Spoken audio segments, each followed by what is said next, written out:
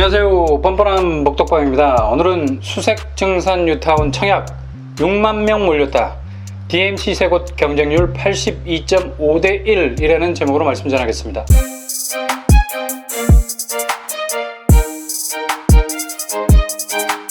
어제 14일 수색 증산 뉴타운 1순위 당일 청약이 마감되고 바로 경쟁률이 감정원 홈페이지에서 발표가 됐습니다. DMC 센트럴, DMC 파인시티, DMC 아트포레 이렇게 세 곳에서 모집하는 가구 수가 총 745가구였어요. 근데 자그마치 6만 1,466명이 청약 신청을 했습니다. 경쟁률로 따지면 82.5대 1입니다. 서울의 청약 평균 경쟁률이 100대 1 정도인데 이에 육박하는 수치라고 할 수 있겠습니다. 단지별로 경쟁률을 살펴보면 DMC 센트럴은 280가구 모집에 36,025명이 지원해서 128.7대 1이었습니다. DMC 파인시티는 282가구 모집에 12,766명이 지원해서 45.3대 1의 경쟁률을 보였죠. DMC 아트포레는 183가구 모집에 12,675명이 지원해서 69.3대 1의 경쟁률을 보였습니다. 세 단지 중에 단연 극악의 경쟁률을 보인 것은 모두의 예상대로 DMC 센트럴이었죠. 자그마치 128.7대 1이었어요. 청약 직전까지 증산 2구역은 수색 증산 뉴타운의 히어로이기 때문에 엄청난 가점 경쟁이 불붙을 거라 예상했었습니다. 근데 정말 모두의 예상대로 세 단지 중 가장 높은 경쟁률을 보였습니다. 가만히 이 수치를 들여다보면 정말 자신의 가점이 무적의 점수여서 아낌없이 이곳에 청약 통장을 던졌을까 라는 의구심도 살짝 듭니다. 왜냐하면 안정권에 드는 고가점자들이 격돌하는 것은 예상외로 그렇게 경쟁률이 극악에 가깝도록 높지 않기 때문입니다. 대부분 입지가 좋은 단지는 당연히 고가점자들이 선점을 하리라 생각하기 때문에 너나 나나 할 것 없이 일단 통장을 던지고 보자는 분위기는 아니기 때문에 그렇죠. 그래서 일정 정도 그들만의 리그가 형성이 됩니다. 수색 증산은 100% 가점자이기 때문에 다른 보조 무기가 아예 도움이 되지 않아요. 각자에게 주어지는 똑같이 생긴 무기를 들어야 됩니다. 대신 그 무기 안에 장전할 수 있는 가점이라는 총알의 수가 틀리겠죠. 100% 가점 싸움은 누가 더 정확하게 한 발을 쏘느냐가 아닙니다. 정확하게 쏘는 것이 문제가 아니라 얼마나 많이 쏠 수 있느냐가 문제죠. 자신의 가점이라는 총알을 상대를 향해서 발사하면서 그렇게 튕겨져 나온 탄피로 상대를 묻어버려야 된다는 얘기예요. 정말 이건 질적인 싸움이 아니라 양적인 싸움입니다. 점수가 1점이라도 높으면 게임은 승리로 끝나는 겁니다. DMC 센트럴이 가장 높은 경쟁률을 기록한 것은 나름 자신의 탄알이 이 정도면 충분하다는 생각으로 소신 지원하신 분들이 많을 겁니다. 근데 이런 소신 지원이 128대 1의 경쟁률을 보인다는 건 정말 이걸 지켜보는 사람으로 하여금 아찔하게 만드는 부분이 있다는 얘기죠. 아마도 둔촌주공의 일반 분양이 늦어지는 바람에 칼을 갈던 고가점자들이 더 이상 기다리기를 포기하고 수색 증산 쪽으로 방향을 돌렸을 가능성도 점쳐봅니다.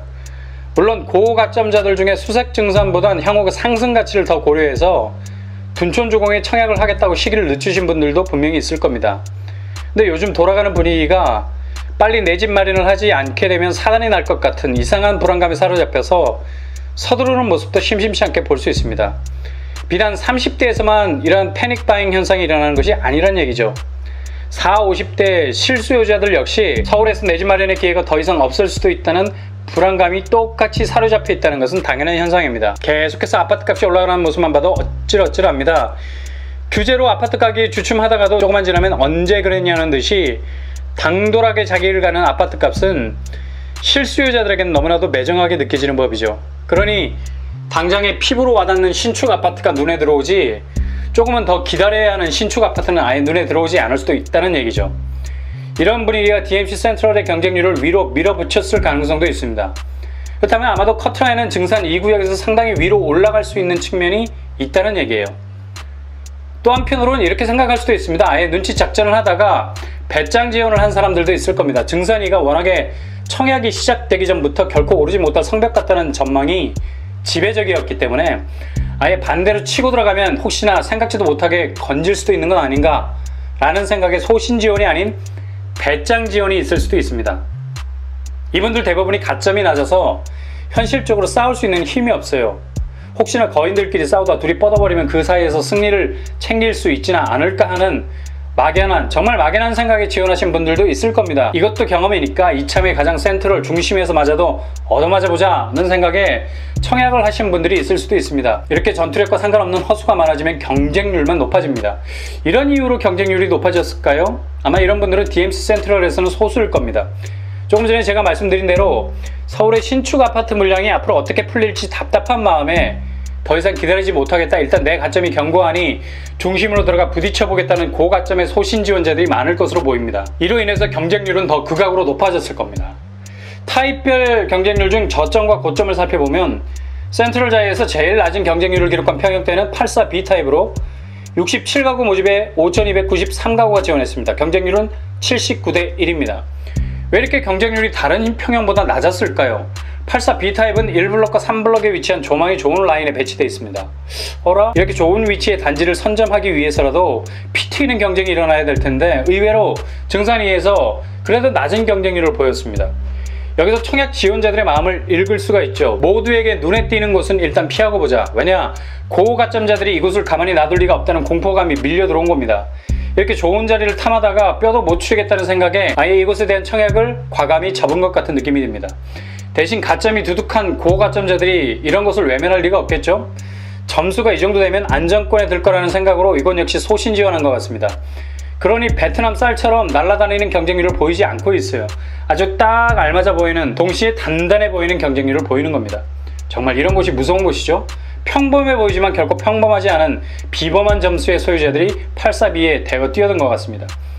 무조건 초선호 단지는 피하자는 그런 느낌이 듭니다. 그렇다면 증산2에서 최고의 경쟁률을 기록한 것은 어딜까요? 바로 59B타입입니다. 경쟁률이 무려 308.25대 1이었어요. 엄청난 경쟁률이죠. 물론 물량이 작은 원인도 있습니다. 4가구밖에 물량이 없었어요. 그런데도 불구하고 1232명이 몰려들었습니다. 아니 59B타입에 뭐 굉장한 것이 있나요? 네, 굉장한 것이 있습니다. 모두 다 1층입니다. 하나도 예외 없이 죄다 1층에 위치하고 있어요. 아파트 저층과 고층은 프리미엄의 차이도 있습니다. 그럼에도 불구하고 엄청나게 많은 사람들이 모여들었습니다. 왜 그럴까요? 84B타입에 대한 반작용이죠. 일단 선호도가 높은 거 피하고 가장 선호도가 떨어질 것 같은 곳으로 청약 통장을 던졌습니다. 근데 앞불싸 나만 이런 생각을 한 게 아니라 대부분의 사람들이 이런 생각을 한다는 겁니다. 왜 그랬을까요? 단지 타입이 문제가 아니라 당첨이 문제였기 때문입니다. 수색 증산은 당첨되면 무조건 주변 시세와의 차이가 5억 정도가 나니까 프리미엄의 가치가 굉장히 좋은 곳입니다. 그러니 일단은 당첨 위주로 지원을 했는데 가장 비선호할 것 같은 저층 59B에 지원을 한 것 같습니다.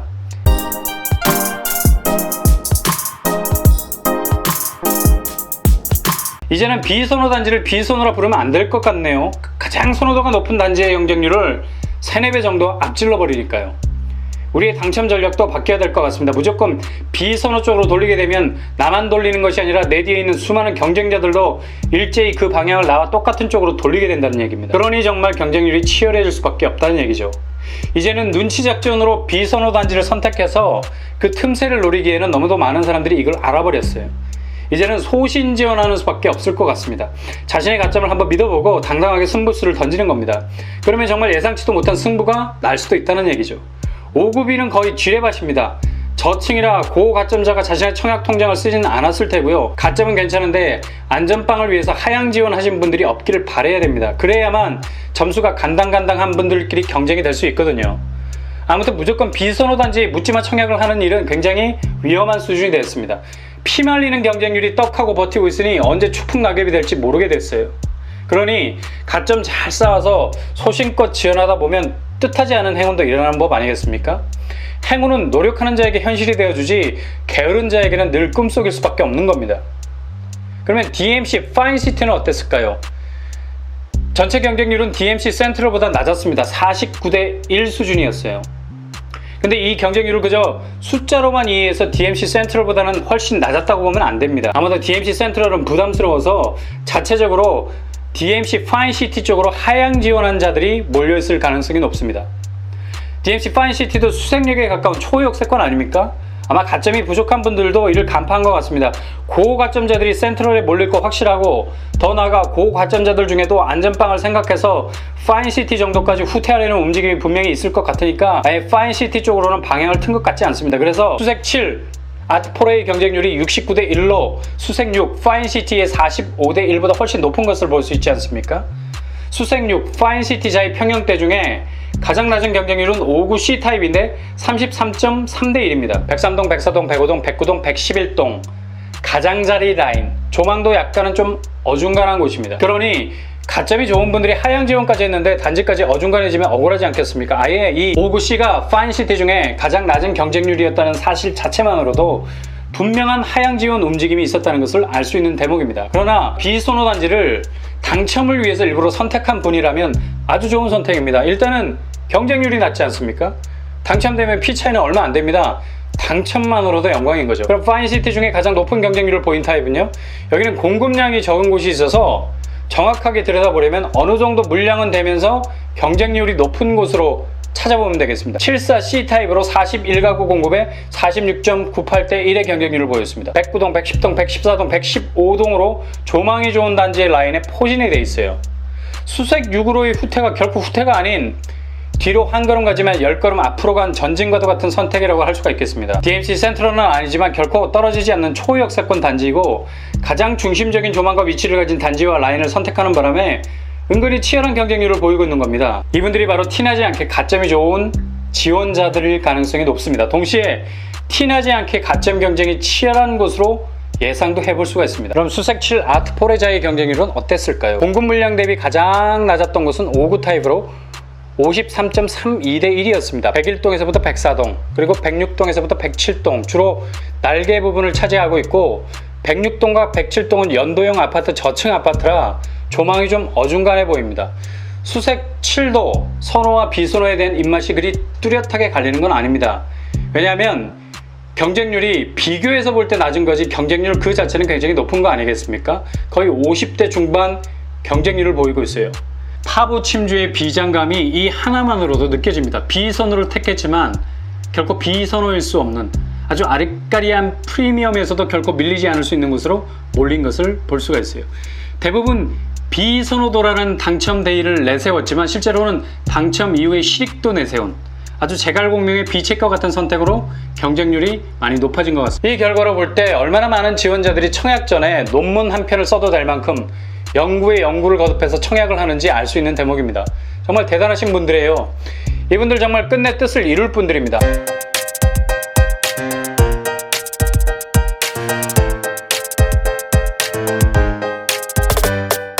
이번 수색 증산 뉴타운 1순위 청약의 경쟁률을 보면서 요약할 수 있는 사실은 첫째, 비선호도만 보고 묻지마 청약을 하면 망한다는 얘기입니다.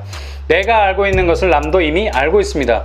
선호도가 높은 곳의 경쟁률을 비선호도가 앞지르고 있어요. 그러니 이제는 나의 가점을 잘 쌓아서 소신 있는 지원으로 방향을 돌려야 합니다.